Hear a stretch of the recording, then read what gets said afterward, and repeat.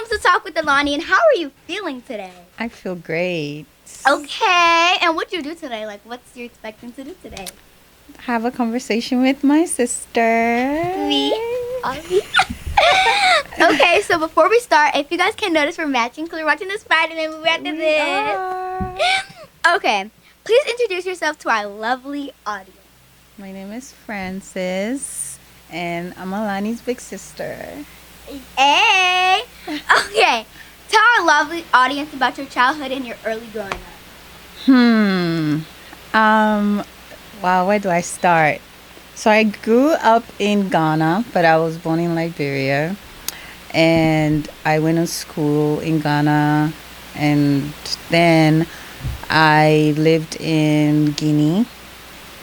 And it's a lot. Okay. So, what's your favorite hobby?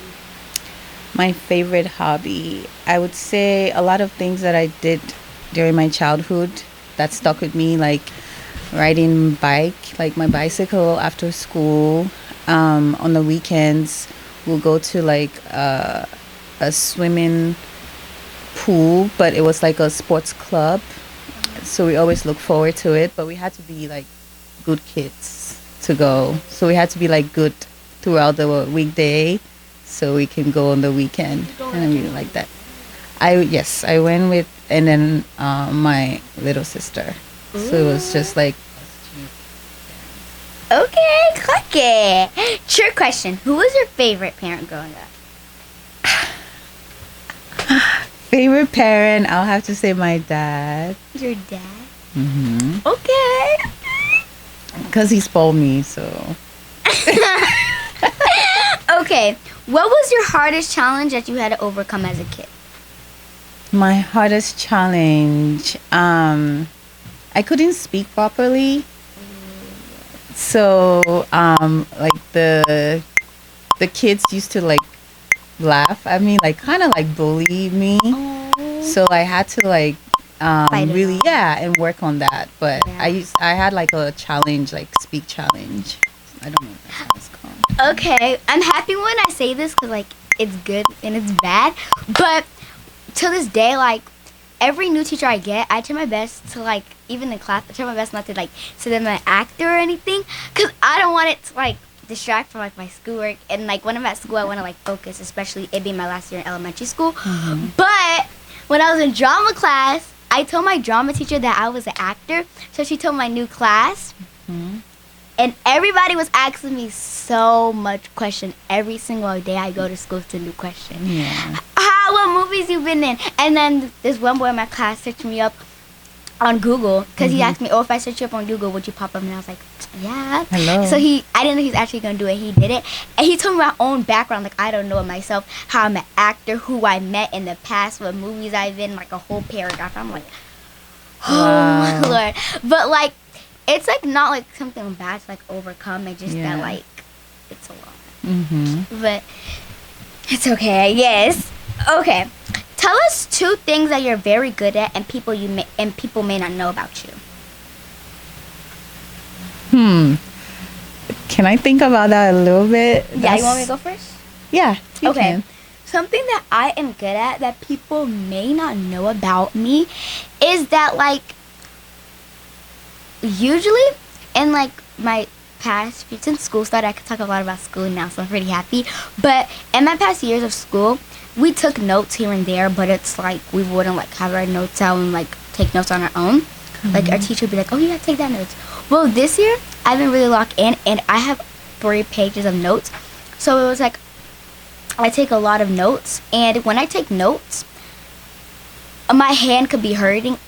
I really don't know what's going around me but this paper. Mm-hmm. Like, I like writing, it's okay, but, like, when I start writing, I'm very focused that I don't know what's going around me. Like, my teacher could be talking, and, like, I'll, like, zone out and still write it, and then I come back into what she's saying, and I'm like, that's already what I have written down. So it's like I could read and listen to her at the same time.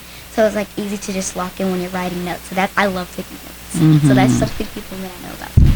Okay, so I just thought about, so I'm really good at physics. Explain more about that. So I don't like chemistry. Like, when it comes to, like, the science subjects, I don't like chemistry. Like that's one class that it made me cry. Like I literally like cried I was for writing my science. exams, and during that time we were being like recorded. So it was distance learning, and I was crying on the video. Like my teacher emailed me afterwards, and he was like, "Are you okay? I saw your exam. You were crying." I was like, "Yeah." I kept telling him like, "This is so hard." But when it comes to physics, like I just noticed like since I was in high school, like I see the different mood, like how I'm so excited to be in physics class. Yeah, And like I just really like physics. I understand that concept really well compared to like chemistry, organic chemistry. So that's one thing that I'm really good at. And I don't think a lot of people know, because I usually will hide that because I don't want people to say, "Oh, can you help never me knew with that. it?" Yeah. And then another thing that I think I am good at that people do not know is I'm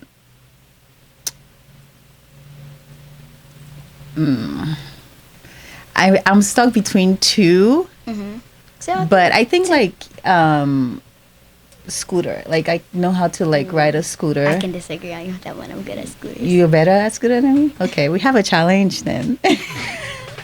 So yeah, I think physics and then yeah, scooter. When I'm riding my scooter, people are like, "Oh, you're actually like pretty good." But yeah. Okay, well, I would have to agree with you on science because, like, it's like, well, what I do have to learn is that, like, I really want to be a doctor, and those things are science. So, like, even with, like, school and stuff, you can, like, want to do something, and you might not like what comes with it, but you're just going to have to do it if you want to get there. Yeah. You're just going to get through it because it's going to be violent. Yeah. But when it comes to science, if you love social studies or something, you know the feeling when you start off school, when they like separate like science and social studies for elementary school. You know that feeling when we start with social studies instead of science. But the feeling when it's like a social study lesson that's not about like history, I'd be like, man, well, I gotta go to another unit without something interesting. But yeah, I don't like science. You don't? I mean, I'm not saying like I hate it because I mean I have care for it, but it's not the best. Yeah. So yeah. And people are always surprised when I tell them that I like physics. I say I like history a lot, so they're not surprised. Yeah. Yeah. Okay, who's your biggest inspiration and why? Biggest inspiration. I have to really think about this. I have so many inspiring people in my life. And so I don't have just one person. However, if I can just pick one person right now, I have an uncle who's a lawyer. His name is Didi. And he really inspires me because he was part of like the group during like the war, when the war happened in Liberia. So just seeing like his story and how like they survived that, and then he became like a lawyer in Liberia, then he became like a counselor, and then he moved here, and he went back to school. He went to University of Pennsylvania, which is like Ivy League, and then he also got and then he passed the bar.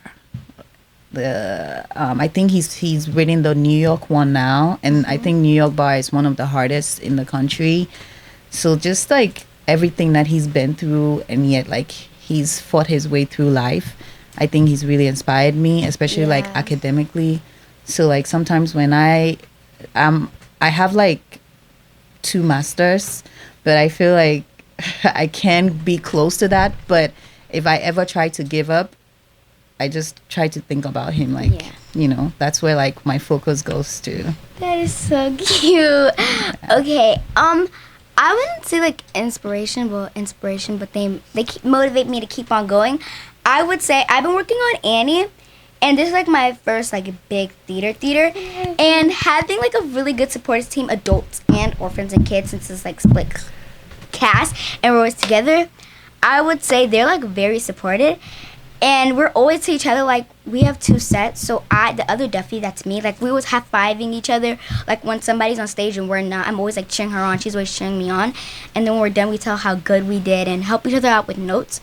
So I feel like we're really supporting of each other and really good together. So, like, that's amazing. I feel like we inspire each other. We help each other to keep on going. And, like, even if we, like, our voice cracks and, like, we tell, like, the other girls, they'll be like, no, you didn't. You did perfectly fine. And, yeah. That's amazing. So I just feel good. like, especially it being my first time doing something and I have people who are, like, good around me, that's what always makes me want to do theater even more. Yeah, that's amazing. So yeah. Okay.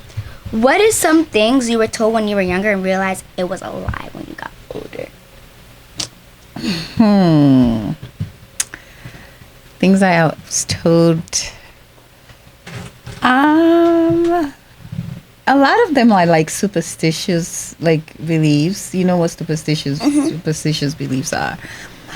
I think like that ghosts are real. They are. I don't know if it's. I don't think. You don't. I don't think it's real. Yeah. I mean, believe. But when I was younger, I would like watch scary stuff and then like I would like think about it when it's time to go to bed and then I won't be able to sleep. Yeah. But yeah, you don't think ghosts are real? I don't think so. I mean, I don't think the ghost like with the white face and like this like the cartoon ghost. But I feel like me personally, I grew up in like a really good Christian home, and I feel like I never really thought about it because I feel like growing up, we never even got to think about it because how much we were close to God. So Yeah. I don't really think about it that much. No. But it's good not to believe or think about them being real, but Yeah. I don't think it's good to like think about them being real, but Yeah. yeah. Okay. Okay. If you had $1 million, how would you spend it? Oh, if I had $1 million, so I tithe a lot, like I pay tithes a lot. So I think the first thing I'm gonna do is pay my tithe. And part of my tithing is that I do like a lot of like charity work with my tithes. So I'll definitely do that. And then I'll probably help some people that I'm close to that I know are financially like, you know, struggling financially. And then I'm definitely going to invest and then also like get into like a business that's lucrative, something that's going to bring passive income, like, you know, make money while I sleep, and then just probably save the rest. But I'm definitely going to do some little shopping though. Can't forget that. Yeah, and that. Okay. Travel and shop. Hey. So you were speaking more like the businesses and like making money when you sleep. So like what type of businesses are you looking forward to doing? Businesses that I'm looking forward to doing. I don't want to go into the business that I think everybody does, which is like real estate. I feel like everybody does it. So now it's just, you know, too many people doing it. It's like jammed up. Or like cars. I don't want to do that. I want to do something where it's like involving like agriculture, like farming, and kind of like, yeah, like have like farmers, and especially in Africa, like have a more like ecosystem for farmers. You know, I think that's more like the future because Africa has a lot of lands, and I think one of the major like occupations is farming. So I think just focusing on that is better than going into like real estate. And I'll definitely want to invest in Africa, like have a business there. Okay. So I don't even think this is a job, but like speaking like on like not like the business stuff, but like today in class I was learning about like how like what people, if let's say Zaxby's, they sell chicken and they sell burgers, like what will happen to their population or stuff. And I would say like I want to like help businesses bring up more ideas and like what to sell to their customers, because you can go to Zaxby's and like you can like maybe you don't like chicken and that's all they sell, but then like what if they start selling burgers, and maybe like their policies will start increasing and like just like help people earn more money so it can like help them even pay for other things.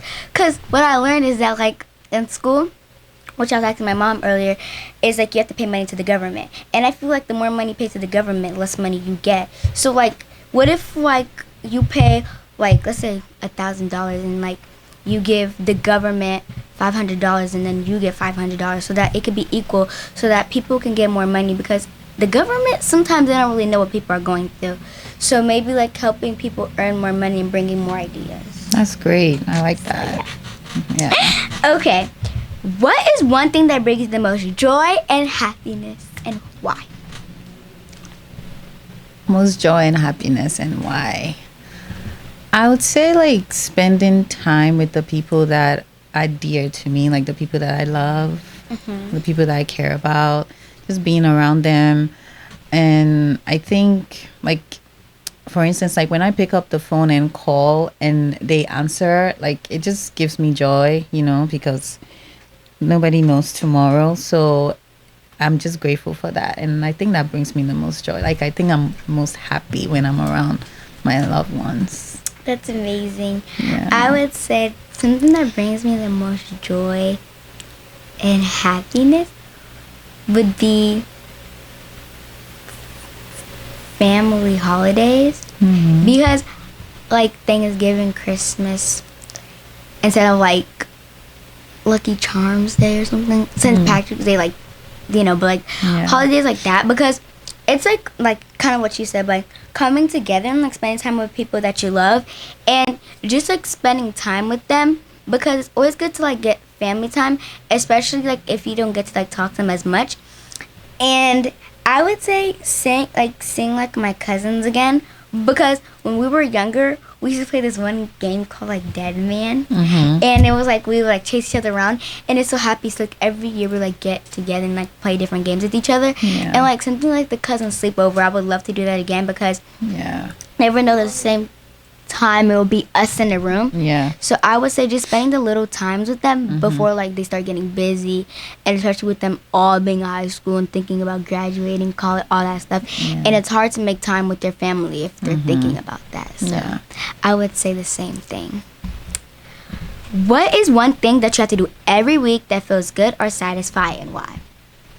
I have to do every week. Okay, so I'm very much into like skincare. Ooh. Like I can see. Yeah, I can see it. I take my like skin like very seriously. Like I take care of my skin. Like I kind of watch my skin like how I watch like what I eat, basically. Like I see, And so I think doing my skincare every day, and it feels good. It feels good. I don't like having like pimples or anything. Okay, I would say something that I do every week that feels good or satisfied. I would say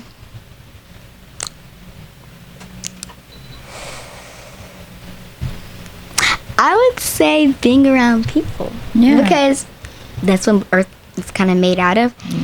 And I would say that because I feel like I sometimes home, but there's rarely going to be a time where I'm home like the whole day without going anywhere. Like rarely.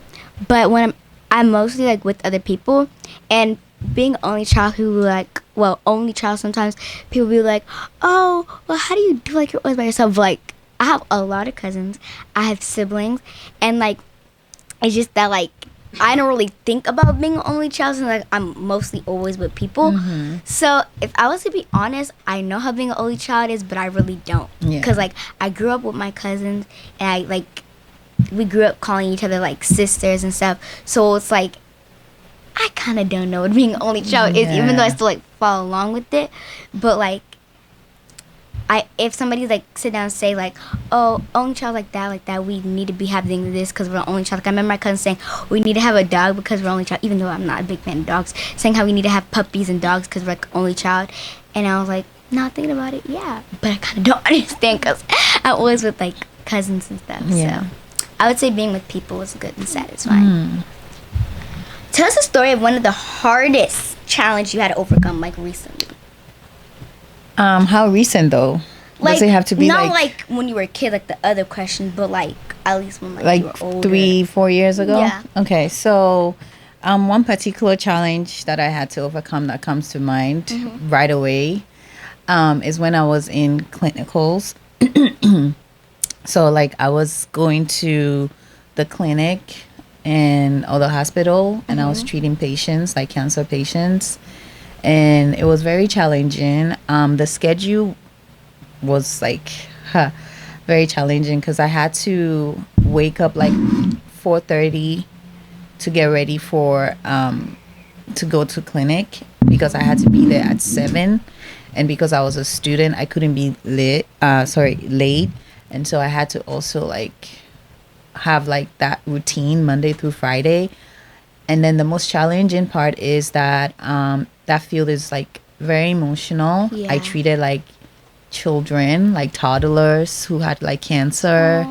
Yeah, there were days where like I'll go in the bathroom and I'll like cry. You felt bad for them. Yeah, you know, because of how we treat them, they had to be sedated, like they had to be put on a general anesthesia. What's that? So it's when they put you to sleep, like yeah, they give you like medication so you can fall asleep during surgery. So they had to like continuously like sedate the children because they had to stay still because of the treatment that we're giving them. And so that was very, very difficult because a lot of them were coming in like the ones that were around like 12, like they were losing their hair, they had to like cut their hair. And then parts of the emotional part of it too was that sometimes I'll come to the hospital and I'll hear that one of my patients passed away. Oh my god, I would have cried. Yeah, during treatment. So it was very challenging. I don't think I've ever like experienced anything that emotional in my life before. Yeah. You know, like yeah, in terms of like working with people. So like cancer is like a sickness that you can catch? No, so to make it short, it's a cell. So cancer is a cell. And we technically every mammal, so we are mammals too, right? So like every mammal has cancer cells. The difference of other people let me explain it. The difference from people getting it and people not getting it, it varies. Some is based on like your habits, right? So like smoking, excessive smoking, drinking, and that's for like a prolonged time. Like if you're doing that for like 30-40 years of your life. What about the kids and their innocence? So I was going back to that. Oh, I was about to say. So with that, it's in the genes. So the kids that get it is genetic. Yeah. So it's kind of either inherited or it's just inherit. Okay. So it's either inherited or it's genetic, right? So you have to catch it from a family member or be around yes, it? so if it is inherited, then yes. But you cannot catch it like this. It's not like any sort of like body fluid. You don't contract it like that. You don't contract it from being next to a cancer patient. Yeah. But what I mean by everyone has the cell is that how it develops is so your body produces cells, a lot of cells, right? And so when the body produces cells, the body takes the amount of like cells that it needs, and the ones that it doesn't, they have to kind of like die, right? And so when they die, so it becomes cancerous if they don't. They have a term called regenerate, right? And in radiobiology, so it's called regeneration of the cell. If the cells die and they don't regenerate, they become cancerous. But what makes them die and not regenerate is the absence of oxygen. How do you know if they regenerate? How do you know when you don't get cancer? So, I mean, the term is much deeper, but I'm just like, giving you like the shorter part of it. So mostly is the absence of oxygen. So oxygen plays a huge role. Oh, yes. And that's why smoking can give you cancer if you Your smoke for a lungs longer and time. your Yes, because smoking kind of disrupt the presence of oxygen. So I know I took you back to my school days. It's like science, right? Yeah. It's a lot to process. That's why science. Yeah. So much to Yeah. process. But yeah. But And the like, cell is so it's like a carcinogen. That's cancer gene. So there's the carcinogen.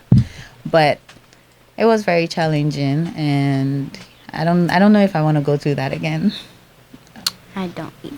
Yeah. I would cry even learning about it. Yeah. It's hard. Yeah. Okay, what question were we? Okay, tell us the story of the hardest challenge. Oh, did you show me that? Yeah. Okay. What was the best advice you ever received? The best advice I ever received.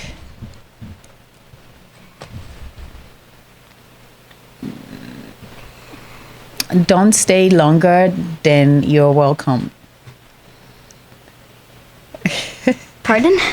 Don't stay longer than you're welcome. Explain that. So that means that don't stay longer at anywhere, whether it's relationship or it's friendship, then you're actually welcome. Like if someone shows you that they don't want you in their life, don't stay. Like always be aware, right? Be self-aware and always be ready to like leave whatever situation, especially when it's not serving you, when it's not giving you peace, and when when certain situations it's not giving you peace, when it's like disrupting your health or your mental health. And just don't stay longer than you're welcome. Just always be ready to like choose yourself first all the time. Okay, the best advice I ever received was that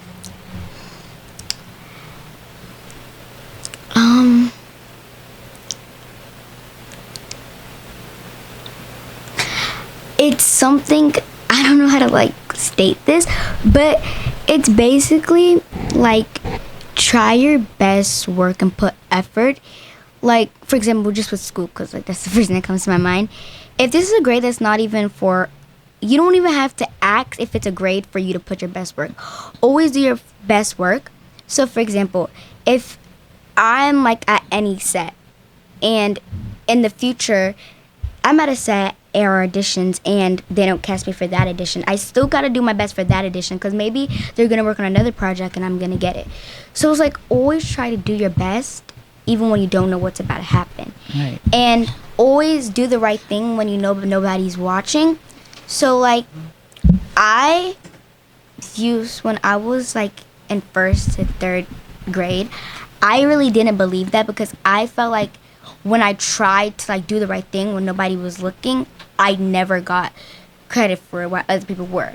But when like I got used to it, then that's when I started getting credit. Okay. And it's like when you tried so much to do something to the point where you're trying to be perfect, you don't get the results you want until it comes out naturally. So when you're too busy trying to be perfect, it doesn't go out the right way when you just let it come out naturally. So for me, that helps me try my best effort because I always used to be confused why I never used to get praised for it until in fourth grade. I just did it and it came out naturally. And I got like I got put into a lot of events at school. Like I got to do peer leader. I got to be the first room of the month and like I got to like go at the principal's office and like talk with him. Like not like talk with him like I'm in trouble. Like talk with him and like have conversations and like get to know our principal and like have one-on-one conversations. So like I was really shocked. So like that was the best advice I not really got from like a person like physically, but like let it grow with me. Yeah, that's so confident. Yes. Yeah. Okay. How do you stay positive when things don't go your way? How do I stay? Well, I think for me, I always try to like look at like the reality of the situation. Same. And I think one thing that I always like remind myself of is that every problem has a solution, and when there's no solution, then it's a reality that I have to face. So that actually makes me like overcome that. Like okay, I don't have a solution for this. So obviously, it's a reality. What am I facing here? And then I just face it, because there are a lot of things that is inevitable that I know I cannot change. I cannot alter. I just have to accept. So following what you were saying, I remember like this one time me and my friends were talking, and we were like having like a lot of problems in the group in like 3rd grade. It was really funny though. But we were having a lot of problems, and like we would like take breaks from being friends, but then we always like get close again and then start getting arguments, and then it will come over again to the point where my friend was like, let's just try again. And I was like, you just have to look at the reality of this. We tried this a million times, and she's like, I promise it'll work. And I'm like, you're just gonna have to understand the fact that things are not gonna go the way. And I used to think the same way, but I had to tell myself that and remind myself that, like, Ailani, you have to look at the reality of this. We're not living a TV show where people stop being friends at the end of the movie. They live happily after ever. It's like live, so you have to fix it yourself. Right. And after that day, we honestly didn't take a break. We after we like had the conversation, we like got better, and like if we had like something to say and we were like, that's gonna hurt somebody's feeling, because that's what we always do. We will argue over like the littlest stuff. I'm talking like if you thought somebody said something about your name and you take it the wrong, like you take something the wrong way, then you won't want to be their friend anymore, like stuff like that. So like just think about like what you say, and after that, like the problems were solved. And yes, we have like a little bit of problems here and there, but like I feel like it's good. But like sometimes when like people like fall out with each other, it's not like the best thing that happened, but like the problems that they had and like their friendships, it like gets fixed. So like if they end up being friends again, it will be like a better friendship, and like to start fresh instead of being like, okay, let's start over, and like trying to start over instead of So I would say I like that. Have you ever failed at something, and what did it teach you? So remember what I was telling you about, like my clinical days. So I didn't pass my exams.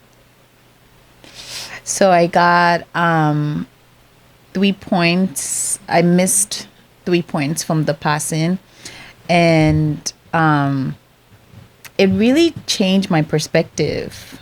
And I took like a whole year off to like prepare myself for the exams and study. And that is one of the hardest exams I've ever sat to. Like it's a hard exams. It involves like there's math. It's hard. So yeah, it really like changed how I viewed things. And I mean, I wasn't happy. It sucked, but I learned a grave lesson from that. Yeah. I would say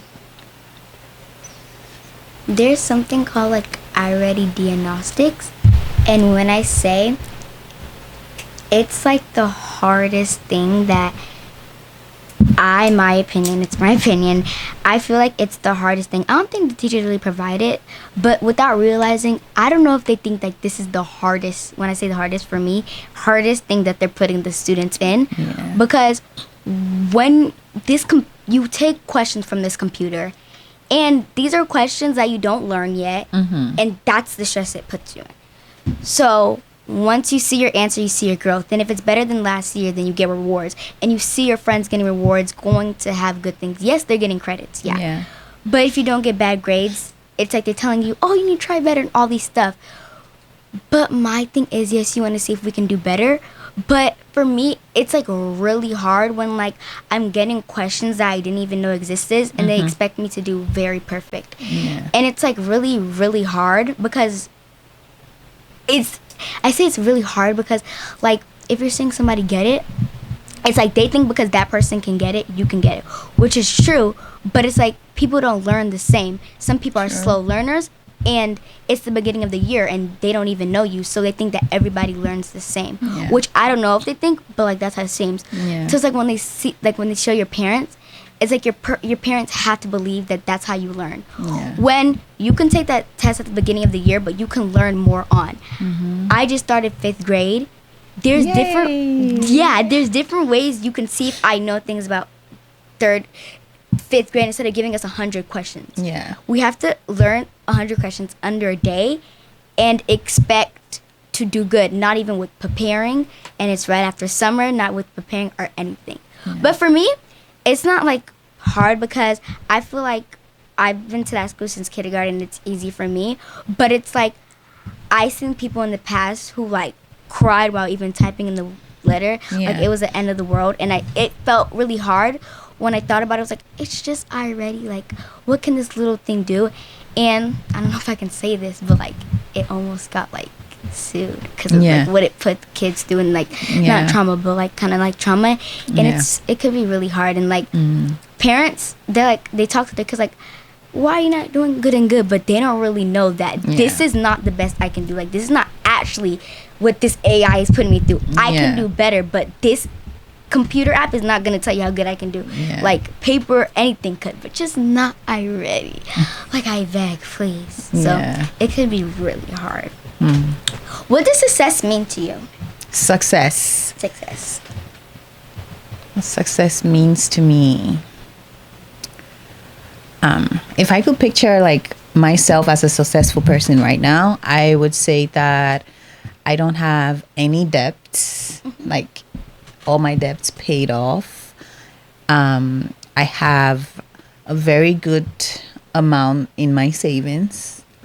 I have funds invested. I'm able to live a comfortable life, as in like I don't want to rely on like credit cards, or like I can actually afford a certain lifestyle that I like want. that. Yeah. I feel like what success means to you is like it's yourself, because I feel like everybody has success in it. You just have to prove it by like seeing how good you can do and seeing how far it can take you. So like picture somebody like just how you're born with self-rights and all this stuff. You're kind of born with success because you could picture yourself doing something, and if you achieve it, you success. So you're like proving it. So that's a short answer to success. It's just you. If you had to say keep your head up and keep on going to a group or someone, if you had to say keep your head up, keep on going to someone or a group of people, who will it be and why? If I had to say keep my head up and keep on going to a group or some specific person with the name, who would it be? It would be you. I just knew it was coming. And why? Because I really like how vibrant and bubbly and so focused that you are, and I think you should just continue being you. Don't ever like let anyone dull your shine. I won't trust. Or like try to change anything about you. Like you're perfect just how you are. And just keep your head up, do what you say you were going to do, and do your best to achieve everything that you want to achieve, because that will bring you like so much like solace and peace. So I would say you. Thank you. Of course. If I had to say keep your head up and keep on going, I would. You too. Aww. Okay, we'll have a reason. Okay. I would say. You want me to say what you're about to do? Yeah. So you're moving to Georgia, and it's probably going to be really hard, especially meeting new people and starting a new job. So I want to say keep your head up and going. Yeah. And if you have like any problems in life, just like think about the brighter side of it. So like let's say if you're having a bad day at work, just think about what's good. Like what I do if I'm having a bad day at school, like recently when we were like second day of school, I think, and I had food waiting for me, I just think about how good that crab was gonna be when I got home, and I got to the day with a smile on my face. So it's just like think about like the good things that's gonna happen after you get through what you're doing, and maybe it'll help. Well, that's what happens with me. So I was like, keep your head up going. Okay, so kind of similar thing. What message would you have to share with the kids watching today? Message I have to share with the kids watching today.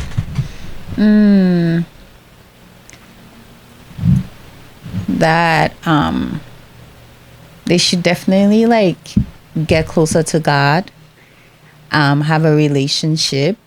Like, it's good to go to church, but outside of the church, like have a relationship with Him, build a relationship, because that is what God wants. Like He wants to have a relationship with us. He doesn't just want us to be like church goers. He wants to like get close to you and talk to you, and also don't get distracted. You know, you're still a child. You're still learning. Don't put too much pressure on yourself. And even if you make mistakes are to happen because that's how we learn. And keep your head up. Focus on your studies. Pass your classes. Know what you want to be. And just focus on that. And just be good kids. And then also have more patience for your parents. Like I think parents go through a lot that they don't speak about to their children because they don't want to put all the all the pressure on them. So having more like empathy and understanding for parents, I think, is one thing that I would tell them. I feel like I always had that when I was younger. Yeah. Okay, Yeah. I like that. So finally, what does it mean to you dream big and never give up? What does it mean to me? Yeah.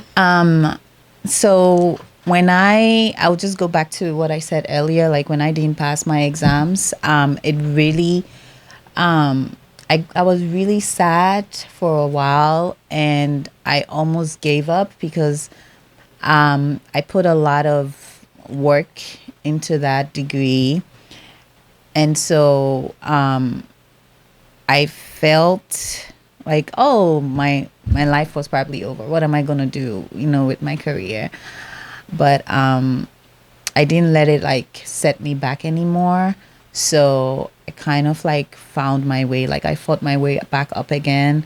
And right now I'm in another career and I'm doing something that I've grown to love. It's grown on me. So yeah, like don't let your circumstances that didn't work out for you kind of hold you down. And if you can find another way to like make it and succeed, then do that, because that's probably where your breakthrough is. And I'll say that that's where I found my breakthrough too. Okay. Well, we come to an end. Do you have any questions for me? I do. Okay. Feel free. So what got you into wanting to have a podcast? What motivated you to do it? I would say what motivated me to do it is that like sometimes I like talking a lot. Like I love talking a lot. And obviously if I just do a podcast, it would kind of be awkward just talking about random stuff just to myself. Yeah. So like why not like interview people and get to know them, and like mostly people watching this video may not even know you, maybe not even know you a person. Yeah. And just like people seeing like not only the famous people can get that much attention, and like maybe people who are also living in this world and seeing their story and all that stuff. So I would say that kind of motivated me. Yeah. So yeah. So my next question to you is, what do you think I can do as a big sister to have a good relationship with you and for us to get much closer and bond? Like, what do you think that I can do? If there's anything that I need to improve on, you can tell me. Honestly, Yeah. I would say you like since like you came, like you also like been like nice to me like day one, and like we already kind of like had the bond, and I feel like I wouldn't say you trying to do something is gonna make us have a better bond.